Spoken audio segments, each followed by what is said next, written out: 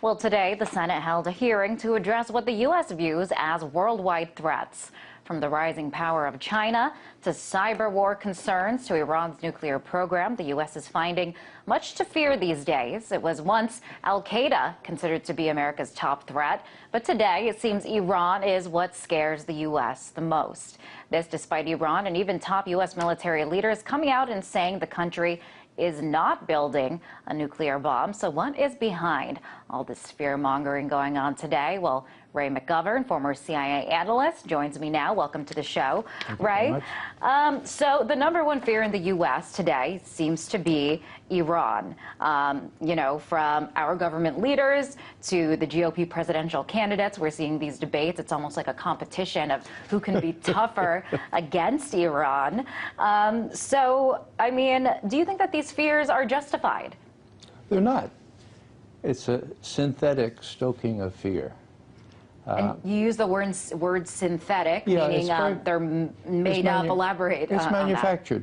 If you look at the polls, 70% of the American people believe that Iran already has a nuclear weapon. That's exactly the same percentage of people in 2002 who were persuaded by what I call the fawning corporate media to believe that Saddam Hussein was working on a nuclear weapon. It's bizarre. What do the defense ministers of America and Israel say?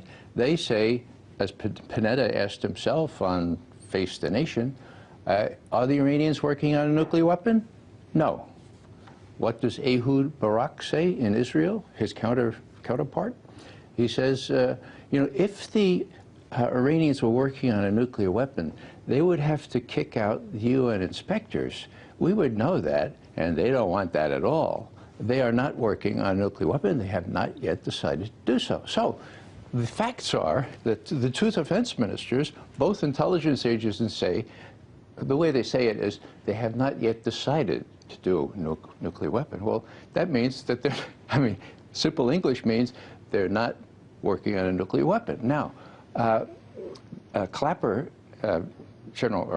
former General Clapper, who's the head of national intelligence, and Petraeus, they almost wore out the subjunctive mood. You know, it was always, if the Iranians decide to go for a nuclear weapon, if they choose to do so. You know, it's like going to war in the subjunctive mood, and that's precisely what I was criticized for saying we did 10 years, it's exactly 10 years ago before Iraq, going to war on an if, on a contrived synthetic if. I've never seen the like of it. Now, you said earlier, 70% of Americans believe Iran currently already has a nuclear bomb. I mean, yeah. What could be behind that misconception? Well, I mean, something that is totally not factual. Really good question. You have to take 5 steps back and say, what is this all about? Is this about a nuclear capability in Iran? No. You know what it's about? It's about regime change. We haven't changed the regime in Tehran in 59 years. Don't you think it's about time that we changed the regime in Tehran? The Israelis lost big time when we went into Iraq because the big beneficiary of our escapade in Iraq was Iran. Now they've lost Egypt to the south, they've lost Turkey to the north. They want regime change in Tehran.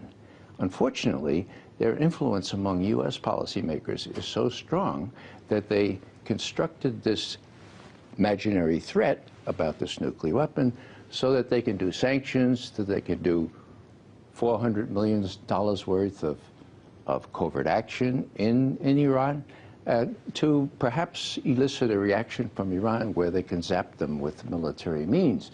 That's what the name of the game is, and people should realize that because, you know, it's very, very close to the kind of situation that happened exactly 10 years ago. It's almost bizarre. Deja vu all over again. This time, it's not Iraq. This time, it's Iran. And Israel is a big decision maker here. Now, what was really interesting is Dianne Feinstein, who's a very pro-Israel person, admitted that she had been meeting this over the weekend with the head of Mossad, the Israeli CIA. So did Petraeus. Well, what were they talking about? The Iranian threat.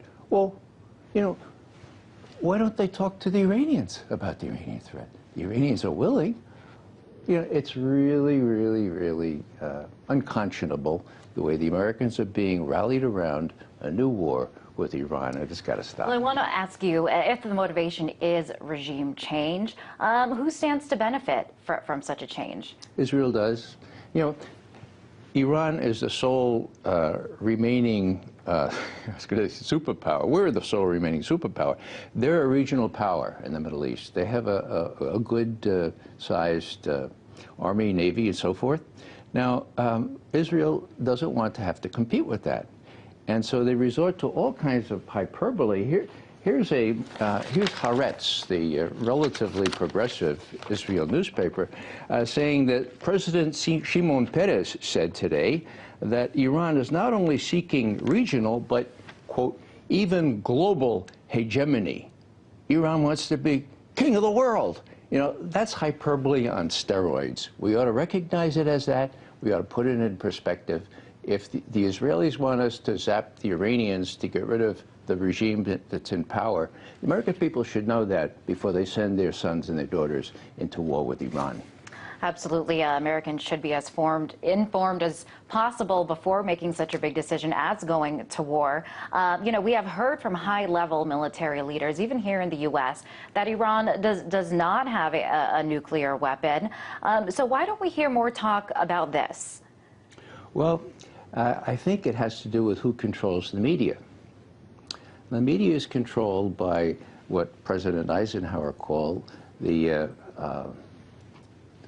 complex, the military-industrial complex, and they make big money out of wars. It's also dominated by pro-Israeli people. I mean, look at who does all these shows. Look at the New York Times. They wouldn't even, the New York Times or the Washington Post wouldn't even report some of the things that Panetta and Ehud Barak said.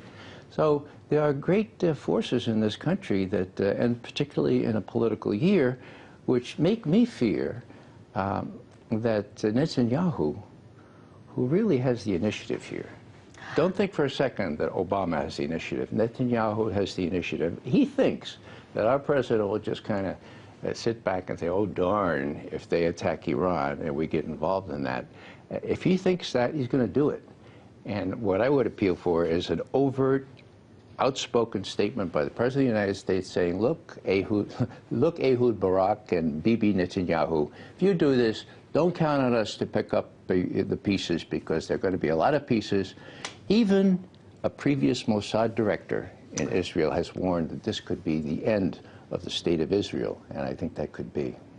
Right. Thank you so much for coming on the show and weighing in on this interesting perspective. That was former CIA analyst Ray McGovern.